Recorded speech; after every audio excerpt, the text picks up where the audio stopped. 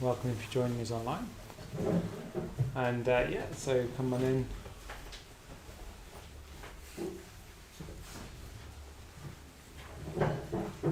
Just while we're waiting for everyone, if you want to turn your phone onto silent, that would be great. Thank you.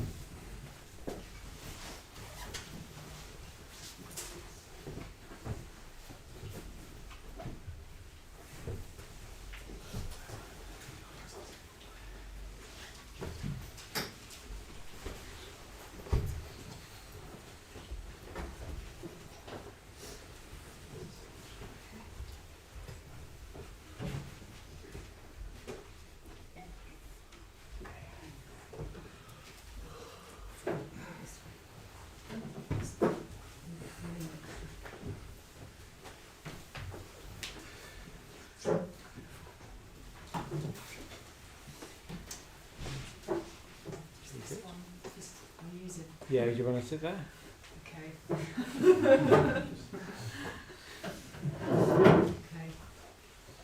Okay, good.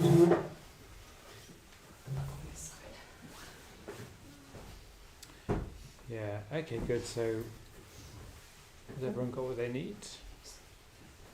Fantastic.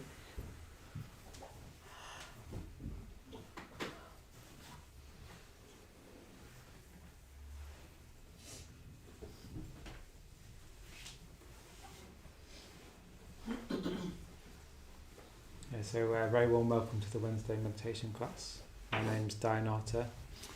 We're going to do a class tonight trying to transform discomfort into absorption, into meditative bliss. So that's quite exciting. But before we do that, let's just help ourselves relax, get more into our bodies, into our experience. We're going to do a lying down meditation like we normally do, just to help us to do that. So maybe keep our heads that way and our feet that way, just so everyone's got some space. Yeah, you can come forward as well if you want.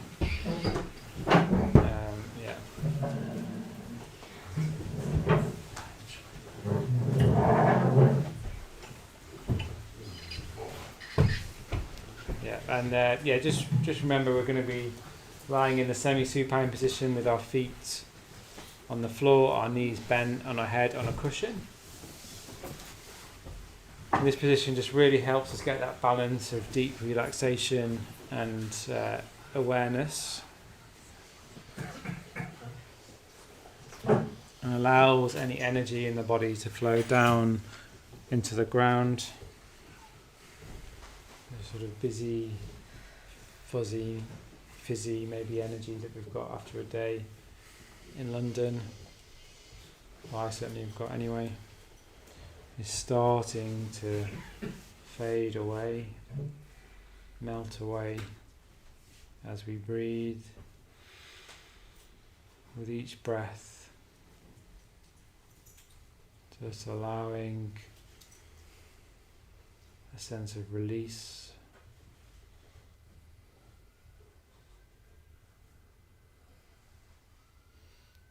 And relief,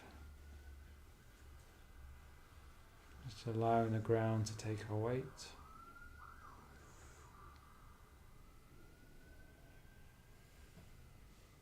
No need to hold on to anything.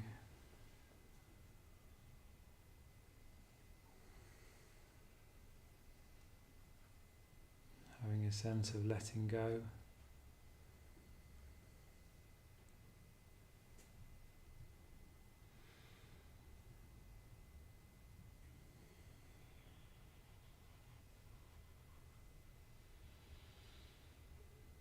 Softening the eyes.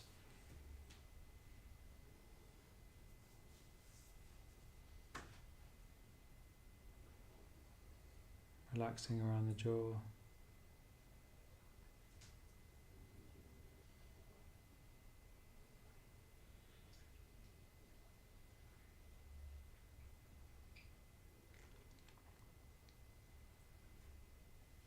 And allowing the shoulders to drop right down to the ground.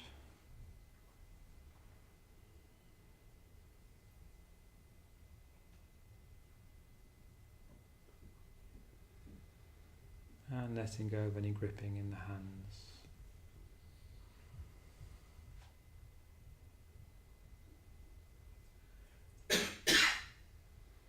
And we're just tuning into the breath.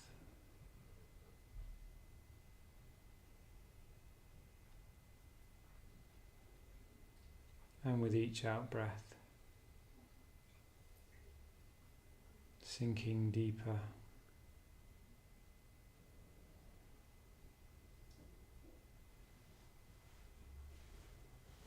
and deeper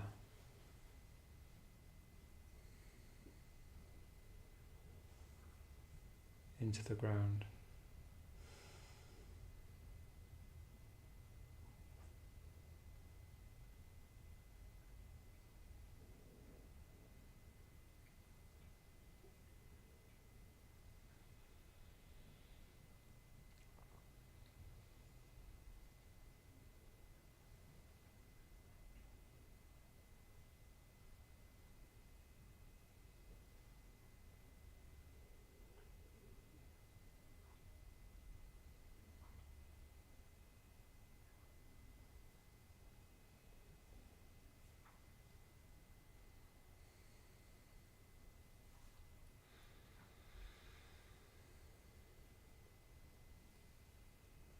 Becoming aware of the belly.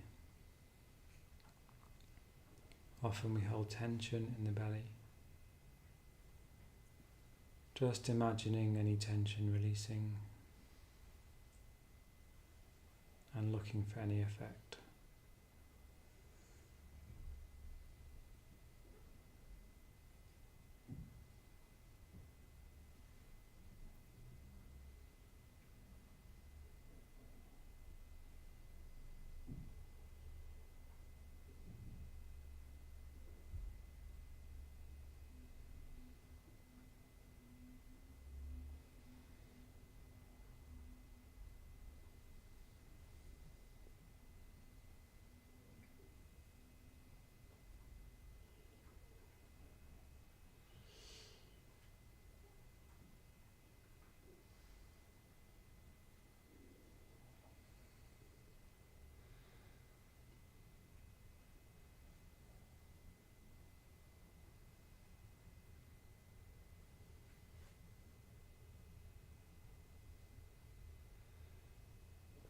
Tuning into the breath just below the belly button.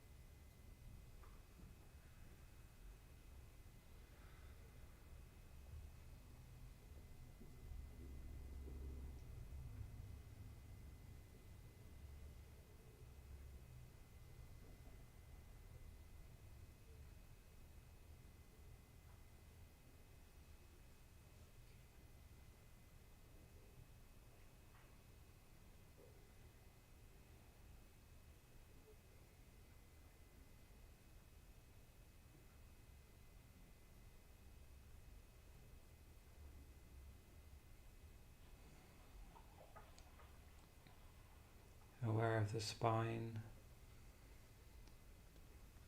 as it rises and falls with the breath.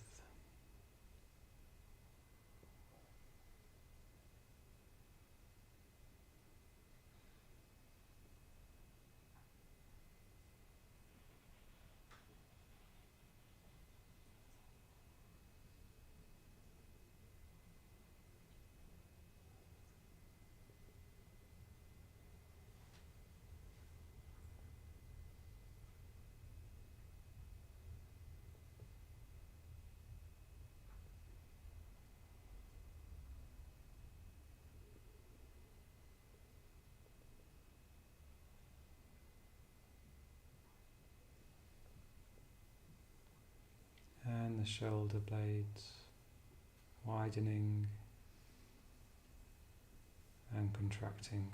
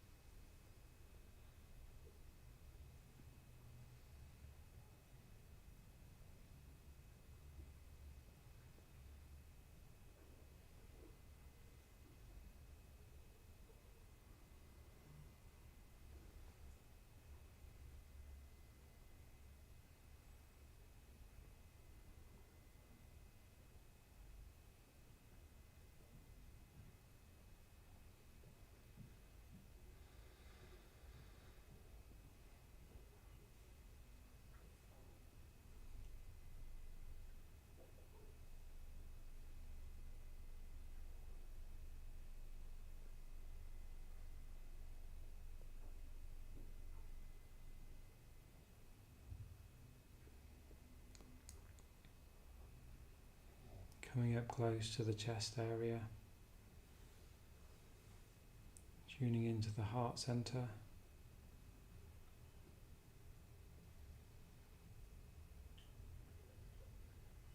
the seat of our emotions. Just tuning into whatever's there or not there.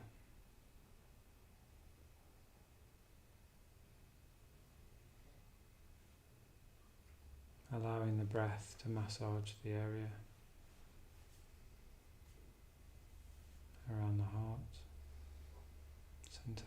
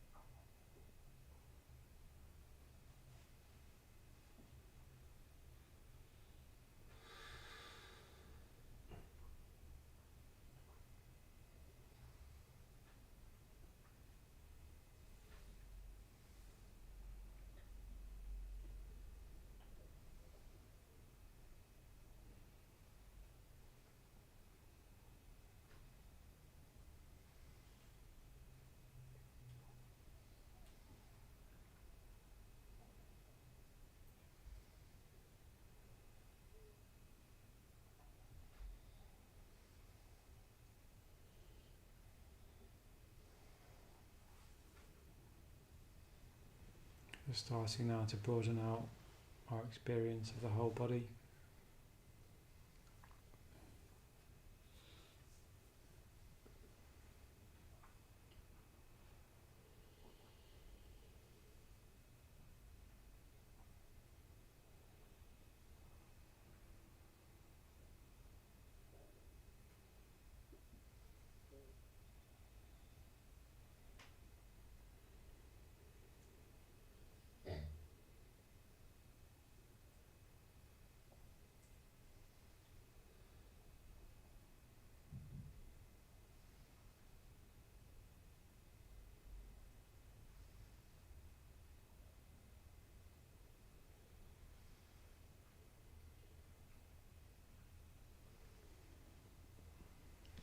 And in a few moments' time, we're going to be rolling over onto our side, facing the shrine.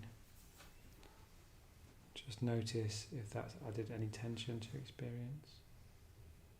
See if you can let that go if it has. Allow the change.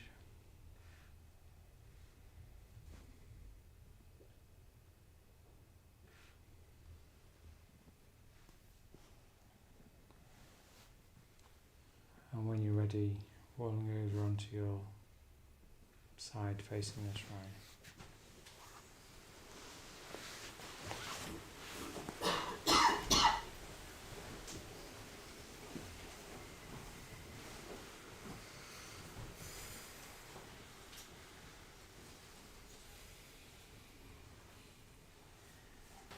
And in the next movement, we'll be setting ourselves up for a period of meditation, but sitting comfortably for a few minutes first while I explain what we're going to be doing next. So when you're ready, moving into a sitting position.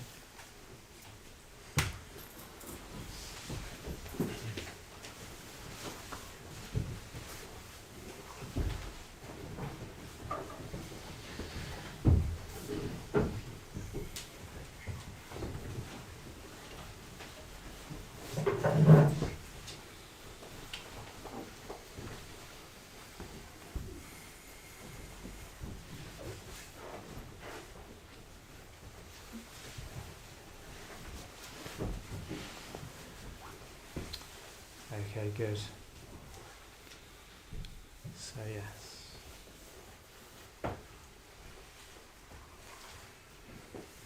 So yeah, so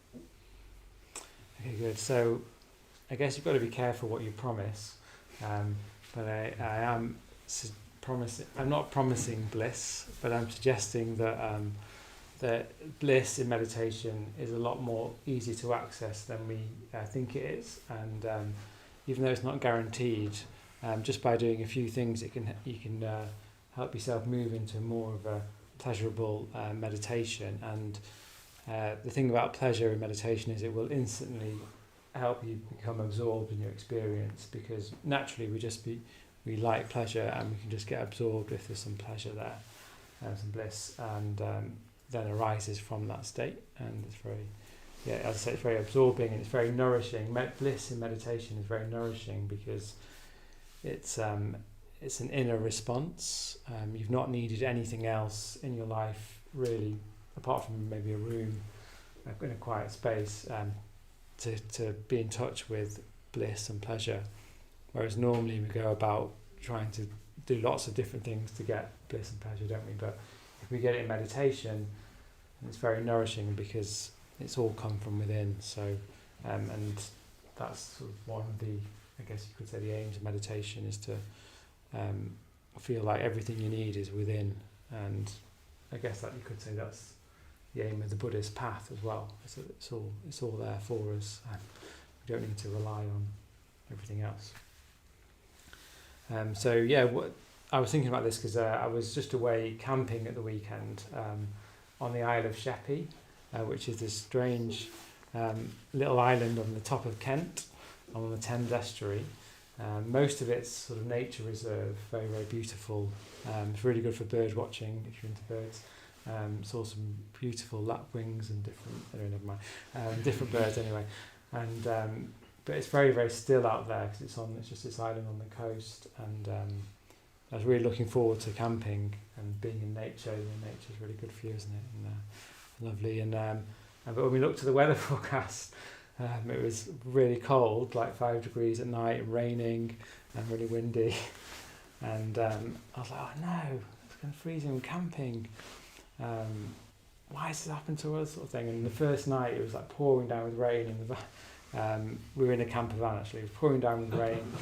And and I did feel a bit miserable, and I just thought, oh, hang on a sec, what's going on here? I tried to sleep that night and it was freezing cold as well, in the van, even if it was a van. And at that point I said to myself, well, I've got a choice here. Am I just going to be miserable for the whole 3 days, and or am I going to do something about it? Am I going to apply some of the Buddhist teachings and do something about it? And what I realised was that I was just reacting to the discomfort of being cold, basically, and wet and confined in a space, and the disappointment even of my expectations, without sort of realising it. I sort of knew on one level, but on another level I just didn't realise I was just basically in this reactive state and quite fearful of the cold. I think because these days we're so used to being inside and in our warm houses, that actually even a bit of cold is quite threatening, because oh my god, freezing, really really freezing, pimples and anyway, all sorts. So what I just did was I'm just going to surrender to this. Actually, I'm just going to surrender to this cold.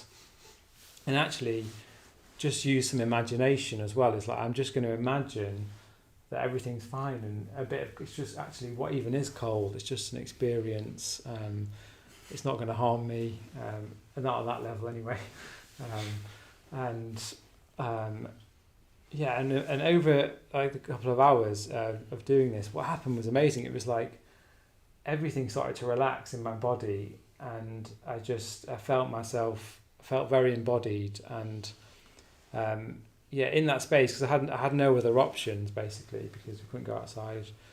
I just kept relaxing more and more, to the point where I actually fell into this very deep sleep.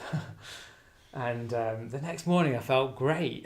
I felt really refreshed and sort of ready to face, the weather and the experience. Actually, it did dry up a bit, and it was quite nice. It was fine, but I think that really sort of made the rest of the trip fine for me. Just what I was doing was almost imagining that the discomfort was comfort, was fine. I was imagining it into a sort of nudging it into an experience that was remove the threat, and instead underneath that was actually a real experience of just relaxation. And of course that's what we're trying to do in meditation. You sort of might be familiar with this idea, but I think we do need to keep reminding ourselves that that's what we're doing. Otherwise it can be quite easy to just think, right, I'm here at the Buddhist Centre, it's my night to relax, I want to try and relax, and then your mind's all busy and I can't relax, I'm too tired, and actually I better leave, and that can happen quite easily. And what's happening there is that you're doing what I did on that holiday, is having an expectation I'm going to relax, and instead not working with the discomfort of just being with our experience. So what I invite us to do, we're going to do a period of the mindfulness of breathing, and what I invite us to do is when we start to meditate, if we notice any discomfort or agitation or pain, tension, you could say, emotional distress, even a numbness, a tiredness. Remember, tiredness is a hindrance as well. So tiredness is a tension in the body. If we notice any of that, just see if we can imagine that it's just comfort. So it's not actually discomfort, it's just comfort, it's fine. It's not a threat. Even tiredness, even the tension of tiredness, see if you can relax that in the body even. If you're tired, it doesn't matter. It's fine, it's just tiredness. You don't have to... sometimes if I feel tired, I start to panic a bit. I'm tired, I wish I was in bed. But actually, you can just actually really relax the body, then it's fine.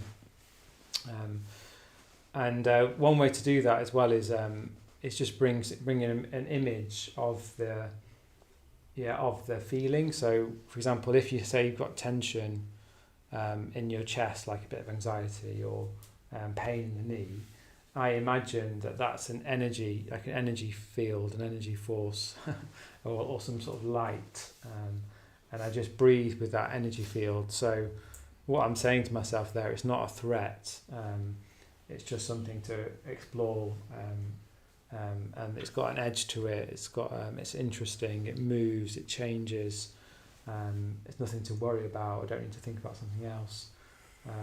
So you might have your own way of doing that, but when we say imagine, that's what we mean is we image it, and we're not making something up. For example, when I was camping, I was still physically cold, but my response to that had changed because I had imagined relaxation. So again, it's not like we're trying to move towards something fake. It's just we're trying to change our response to it. So so if you're having discomfort, see if you can imagine that it's comfort. And one way to do that is just have an image of whatever you're experiencing, and just play with that image. See if it moves around when you're breathing, of course, you're breathing into it. And maybe you can bring some metta to it as well. That's another image for it.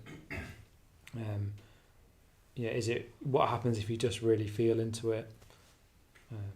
And just imagine that it's comfort. What would that be like if it was just comfort? What would that be like? Is another way of saying it as well. And then if any bliss or pleasure does then arise from that, which it normally does do, once you're below the hindrances, then there might be little sparks of pleasure. Sometimes when I breathe in, there's like a little bit of pleasure there. You just then imagine, you just really just watch that pleasure, just be aware of it. Not trying to grab onto it, you're just aware of that pleasure, let that pleasure in. And it can be very absorbing. And you can even imagine that the pleasure's growing. Sometimes you can do that as well, that the pleasure, like a fountain, is growing from deep within once you've done that. Okay, so does that make sense? So just in summary, look for any discomfort. Imagine that the discomfort is comfort in your own way. And then if there's any sparks of pleasure, you just keep imagining that pleasure is like a fountain and that's rising within the body. Okay, does that make sense? Yeah? Should we give it a go anyway? All right. Let's see. And again, whatever happens, happens. There's no guarantees, but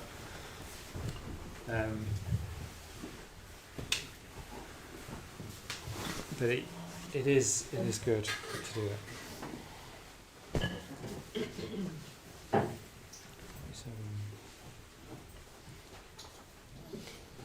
So we've got about 25 minutes to meditate, so we can just pace ourselves. I'll do a little guide in, and then we'll have 5 minutes for each stage, and then a guide out.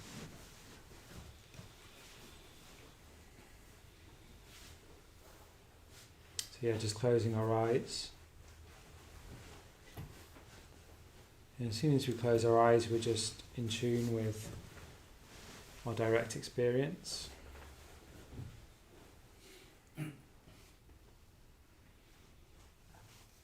And we're just scanning the body for any areas of tension, of discomfort that might come up.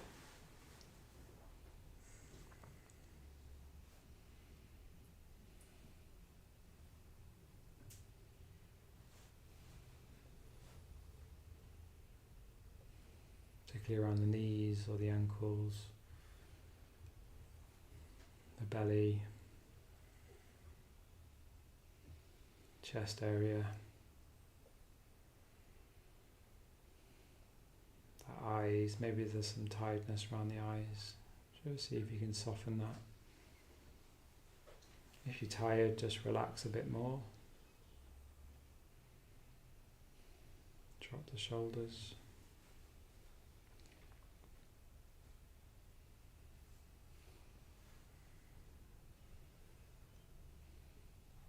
And remember, we're just meeting any discomfort as if it was comfort. You would just melt into it if it was comfort.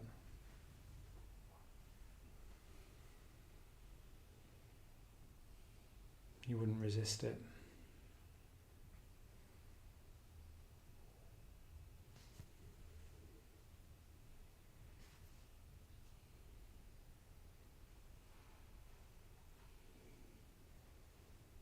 And then just noticing any flashes of pleasure or relief and release, particularly on the in-breath.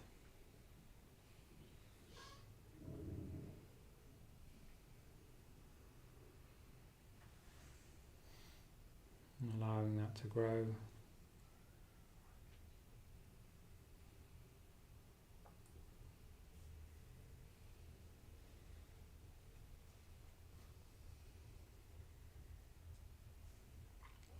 And if our mind wanders, we just start that process again and again throughout the meditation.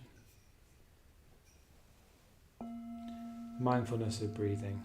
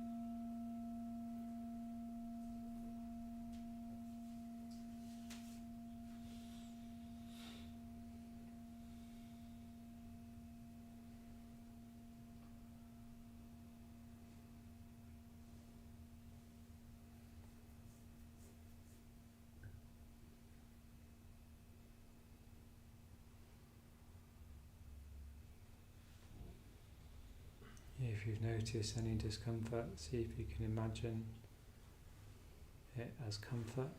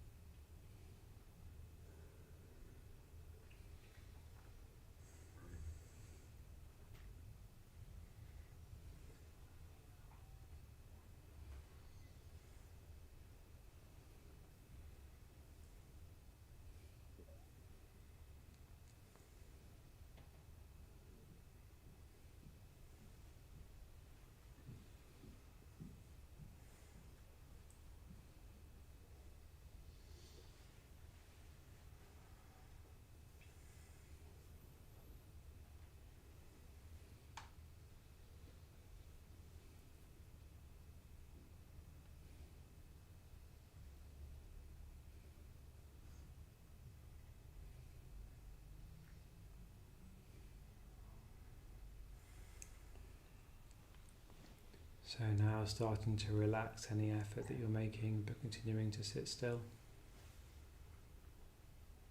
Just absorbing the fruits of the practice. Just sitting.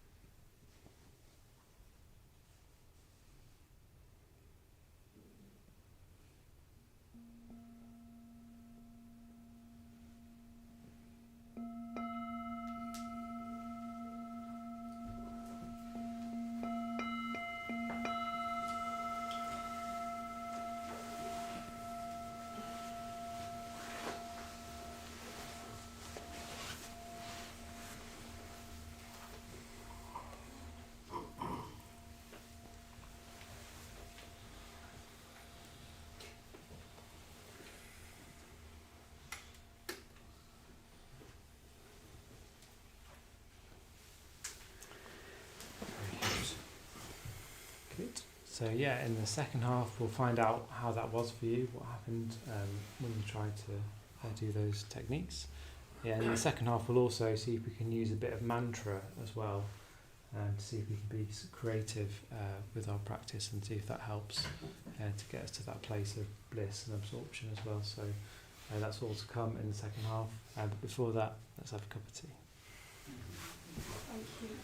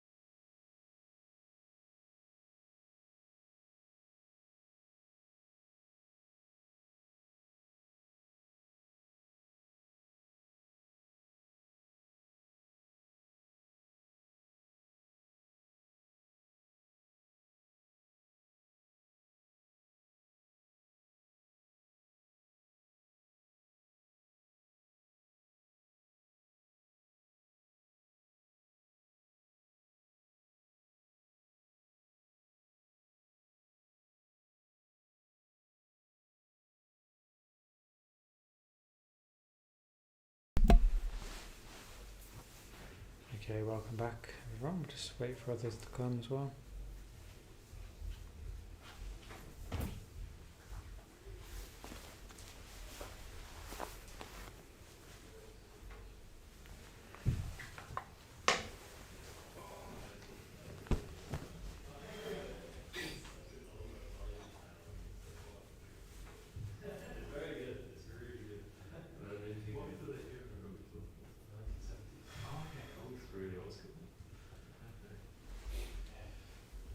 Okay, welcome back.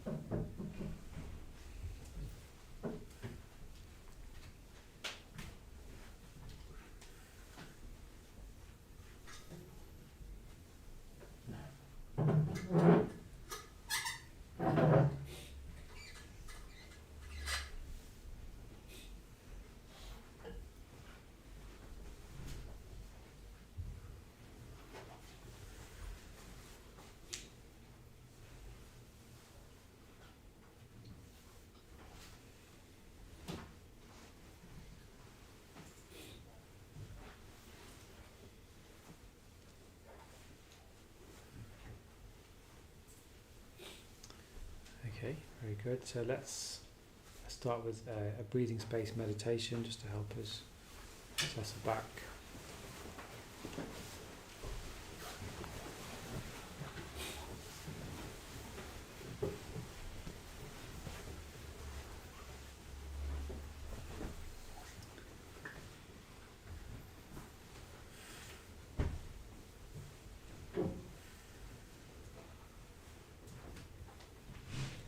And in this one we just start to gather our awareness around the whole body again. Allow the ground to take our weight.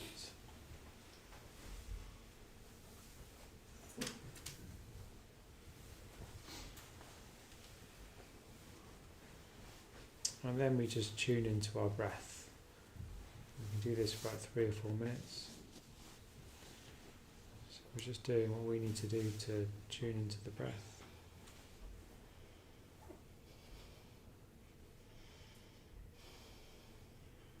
Allowing the in-breath to rise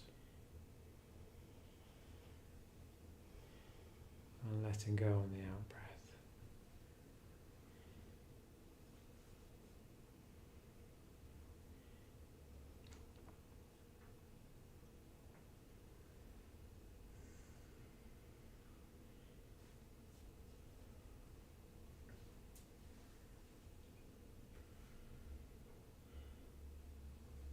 Just finding that balance of energy rising and calm, letting go on the out breath.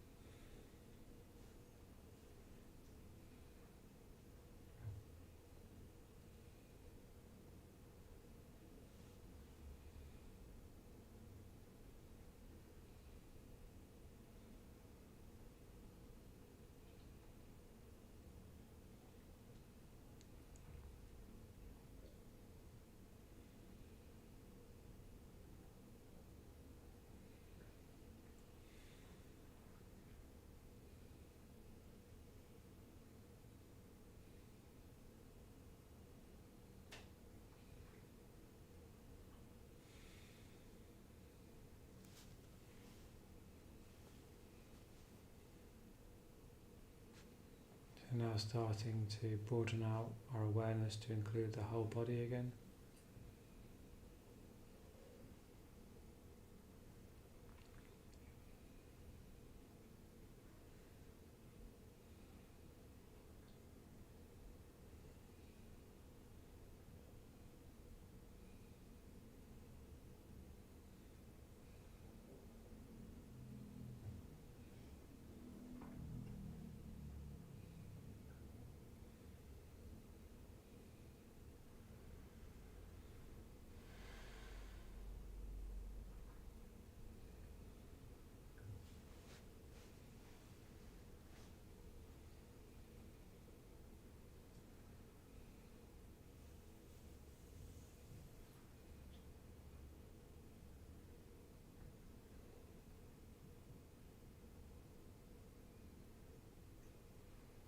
Tuning into the sounds in the room.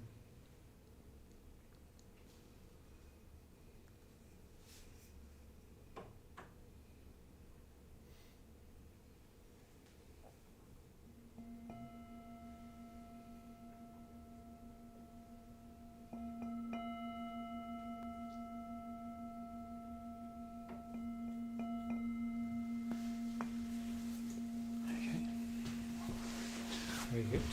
So just sitting comfortably.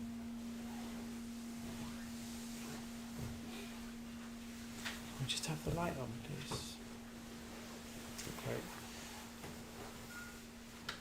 Sorry.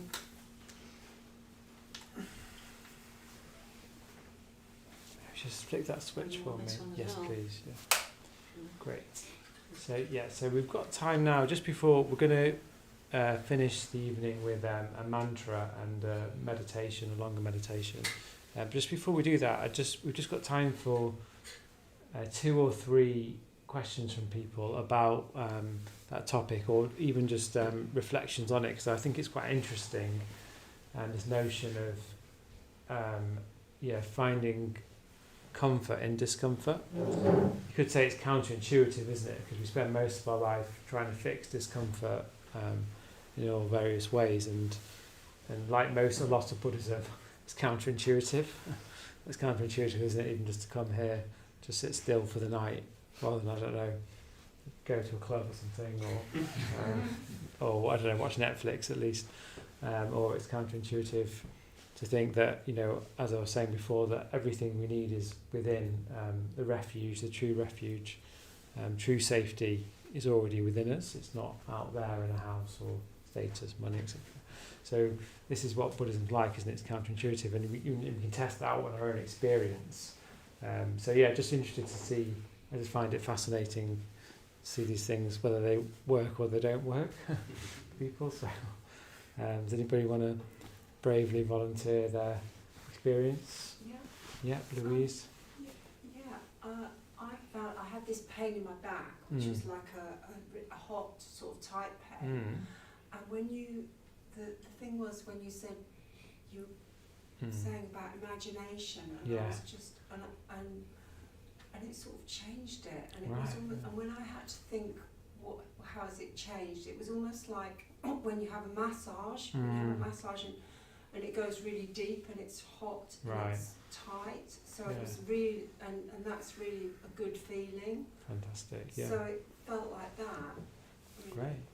So Great. It did transform, and it was the word imagination, I think. Okay. That was the, that was the key, wasn't it? Yeah, thank you. And that's why we're going to explore that a bit more through mantra, actually, imagination as well. But that's a good example of it working. So, thanks, Louise. Right, anybody else? Oh, you're just scratching your ear, but it's too late. Dangerous scratching. Was your meditation okay? Yeah, it was good. I guess so something I do find myself doing. I guess it's sort of separate to the topic, but like that feeling of waiting for having an expectation of like when is that feeling going to arrive. Right. So I guess that's sort of separate, but it's what I was thinking about. Yeah, we did touch on expectation, didn't we, at the beginning? Yeah. So were you saying you've got an expectation that something good's going to arise, or you're just waiting without expectation. It's very easy to think that like if I don't feel like a certain way, then I've like failed. Okay, yeah, sure, that's right. Yeah, and I think that's the danger with any sort of technique that's trying to move us towards bliss or absorption, or you feel like if you haven't got there, then you can't do it and you've failed. And I think that's the caveat with these sorts of classes, is that actually just sitting here and applying the teachings and sitting still and trying is actually very, very positive in itself. And even if it doesn't give you an instant bliss and response, you just have to have the faith that that is very, very, that's positive what we're doing. And the effects, often I find even with meditation, that the effects aren't always instant. So I meditate and think I'm having a really distracting meditation and nothing's going anywhere. And then sometimes I get into bed that night and I'm just a lot calmer than I'm used to or something. So sometimes the effect can come a bit later. And yeah, just having the awareness that we've got a distracted mind, say, or that we've got an expectation is an amazing step, because often we just don't really have the awareness of what's going on at all. We're just in the reaction. So can you see how that just even having the awareness that we're distracted is key, and then you can do something with it. And that's why we're trying to advise these sort of techniques and things. But that's really important, not to think I've failed if I haven't got into deep absorption. Often when we're in the city life anyway, it's very, just because of our conditions, we've had a busy day, we've planning mind, we're not, we've got to have, it's like, it takes a few days, like Swanja was saying, you have to go on retreat and have lots of space, lots of just sitting, to really go into deep dhyana. I think that's my experience of it. But tonight we're just trying to get a glimpse of it and enough confidence that we can do it, or that it does work, so that we can practice in a week and in our lives, as well as hopefully feeling a bit relaxed and enjoying it. Yeah. But anyway, good point. Yeah, thanks for volunteering. Okay, good. Well, let's, just because of time, let's move on. As I was saying with the so that is one way of using the imagination, like Louise was saying as well, to imagine discomfort as comfort.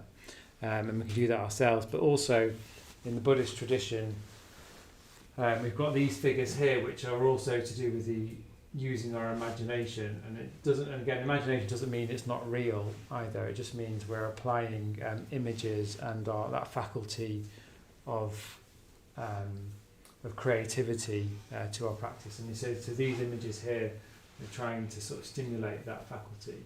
And like last week, we were looking at this figure, Avalokiteshvara, who's the Bodhisattva of compassion, and a being that's dedicated to meditation for the benefit of all beings. And we were imagining Avalokiteshvara with a mantra, and that was sort of helping us with the metta bhavana. But not only can Avalokiteshvara help us with the metta bhavana, but it can also help us with the mindfulness of breathing, because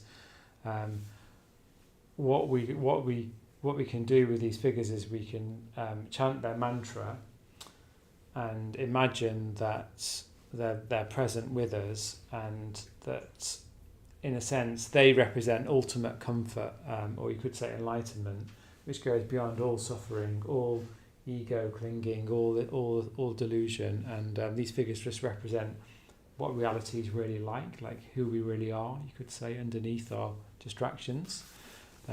So just by chanting their mantra and evoking them, it's like we're imagining ourselves at our highest potential, ourselves beyond all our hindrances, our distractions, and beyond any reaction to our discomfort, which is causing us more suffering. So you could say that you're imagining ultimate comfort, ultimate reality, and the ultimate bliss that comes from a life of meditation and commitment to the path, and to the Buddhist path. And this is sort of the goal, you could say, of the Buddhist path, the goal of each week coming and putting effort into meditation, to going on retreat, to making friends within the Sangha, in the community. The sort of end goal of that is represented by these figures, and we can not sort of jump ahead, but we can, if we just start imagining them, then we start glimpsing those qualities of absorption, comfort, freedom, energy, compassion, and that's a really important way of helping us go deeper in our meditation. Because if we just see meditation as a technique and as a way to relax, then it's quite limiting. It's like it's good to relax with meditation, but it's limiting because it can do so much more. Meditation, it can open up, well, the mystery of the universe really through our minds if we can apply it. So that's what these figures are reminding us as well. That is that meditation is so much more. It's a path to ultimate freedom through deeper consciousness. Like last week we chanted the mantra, and what happens when we're chanting mantra also means mind protector. So it's another way of protecting your mind from the hindrances by just engaging with this image of reality and compassion and energy and wisdom, and by just chanting the mantra.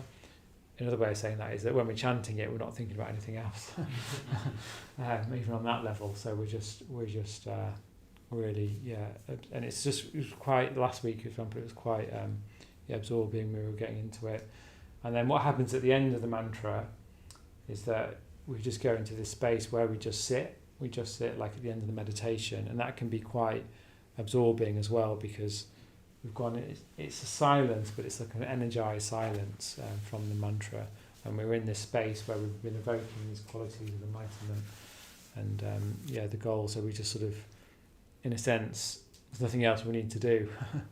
we've done it in a way. So it's that sense of like, we've done it, we're here, we're there, we can just relax now. We know that there's meaning in life. It's okay, everything's okay. So it's a very precious sort of space to sit in. So we'll chant the mantra, and we'll keep it going for a bit. Not you sort of a balance of not too long. You don't want to be chanting all night or the whole session, but you don't want to just do a few rounds and then stop either. So just and often this just works by magic, just between us without saying anything. We should manage to get the length right between us, and you put enough effort in, and then let it die down itself. And then we'll just sit for a bit after that. We might have a leg stretch at the end, and then just another just sitting. But let's see how we do. And then just to say the mantra, the words, if you haven't done it before, is Om Mani Padme Hung, Om Mani Padme Hung, and it's just the sound syllables of, as I say, this figure Avalokiteshvara. It doesn't mean anything specific, or it's just the sound syllables, and it's what you can do is you can just listen to it for a few rounds. When you feel like you know it, you can just join in if you want to. Otherwise, you can just listen as well, of course, if you don't. But obviously, you might get more out of it if you just try listening. And the practice is to do with you've got to be it's an individual practice in the sense that you're individually chanting, trying to evoke it, and it's also a communal practice at the same time, because you're listening to others doing it as well, and it's so it's you've got to so it represents, if you like, sangha coming together as well, because you've got to be your own individual doing it, your choice, your practice, and then but you're doing it with others as well, so it's even more moving.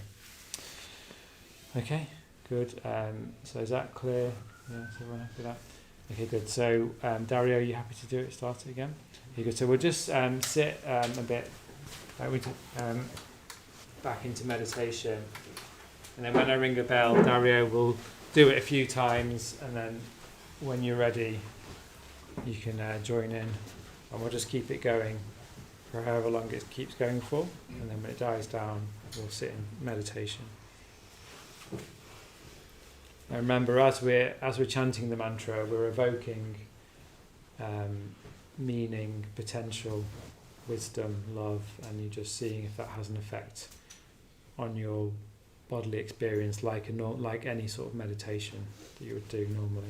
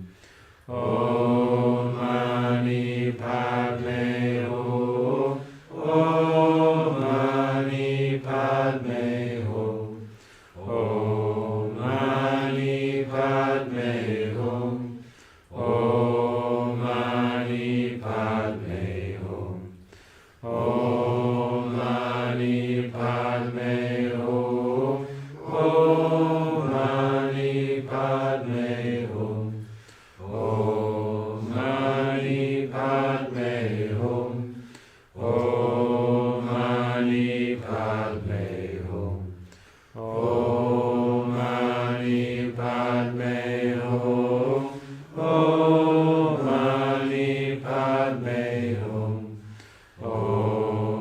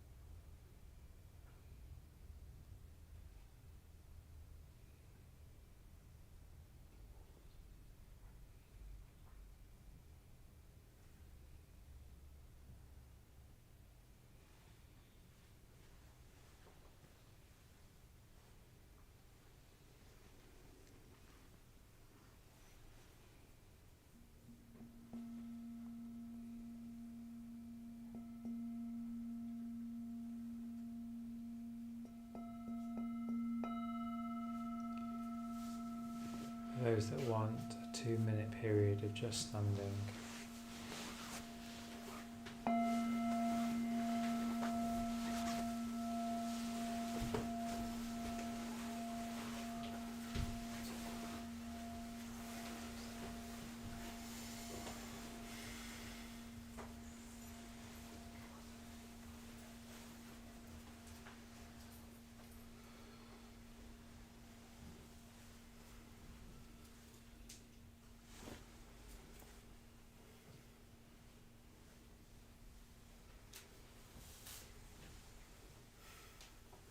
Keeping a thread of mindfulness in this position.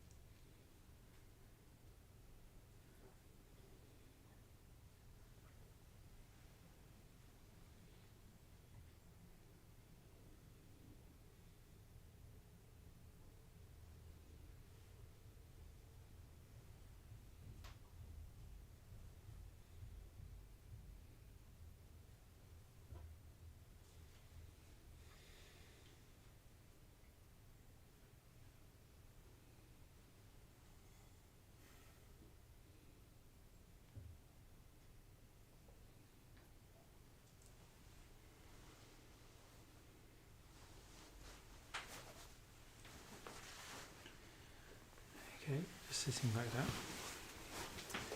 And what we'll do to end is we'll end with a verse, the transference of merit and self-surrender verse, which is just saying that everything we do in our practice we do for the benefit of all beings. We give up any progress we've made for the benefit of all beings.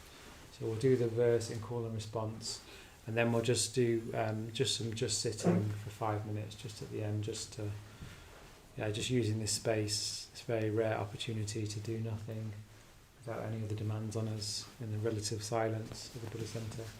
And with that atmosphere of the transcendental, of the mantra that's in a way always going here at the center, for us to seek refuge in if we want to do that.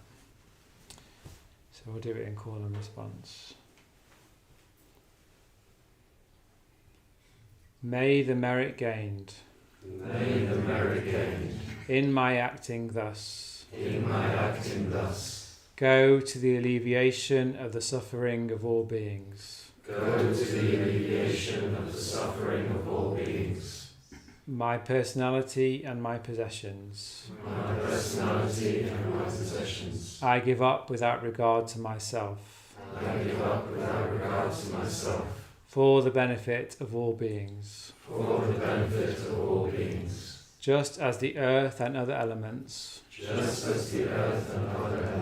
Are serviceable in many ways.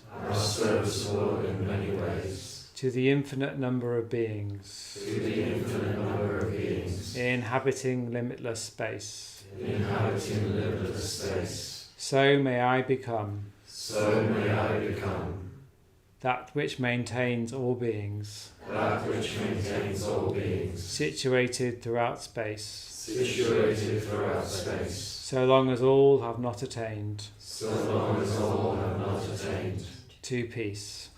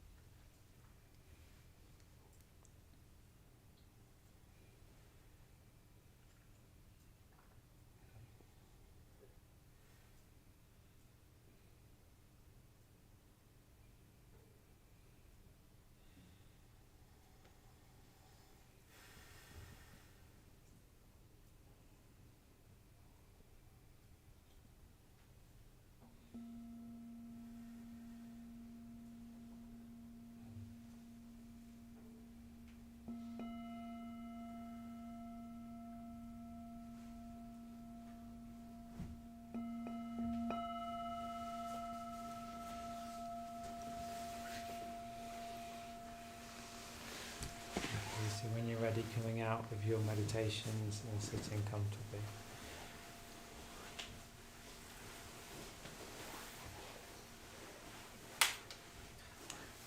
Okay. Very good. Hope you got something from that, enjoyed that. It was a very still atmosphere, wasn't it? Very beautiful atmosphere. And yeah, you could say really everything we're doing at the Buddhist Centre is what we're doing at the Buddhist Centre is we're just trying to keep that mantra alive, you could say, the mantra going, and other mantras as well, and trying to keep alive the atmosphere of meaning and the transcendental, you could say, of what is really going to help us and the world as well. That's what I really believe, and that's why I come to this Wednesday class. I just want to say thank you to the team who come every week to support this class, support you guys, support that mantra as well. So just put your hand up if you're on the team. Yeah. Oh, thanks very much. Yes, thanks guys for doing that. And if you actually ever want to join the team, you're very welcome to come at 6:30 to join in. Or if you just if you've given to the centre financially tonight, thank you. If you want to and you haven't, then there's opportunity later on. It's just you could say by giving to the centre in that way, you're helping to keep that mantra alive for us and for the world. And in a way, that's, I believe, the most valuable thing we can be doing right now for the world. So thank you for coming tonight, for participating, and for giving to the centre as well, and the mantra. All that's left to say is hope you have a safe journey home, keep practicing, and see you next week. Thanks very much. Thank you. If you could put the mats and cushions to the side, that'd be brilliant. The mats are outside. And the mats are outside.